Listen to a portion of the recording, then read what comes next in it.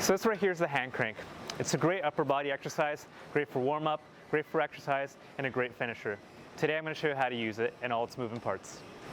So this clip right here, you can use it to adjust the height, okay?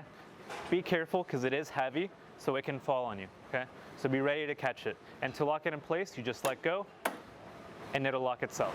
If you're in a wheelchair, you can also adjust it to accommodate your needs. You do that with this lever right here.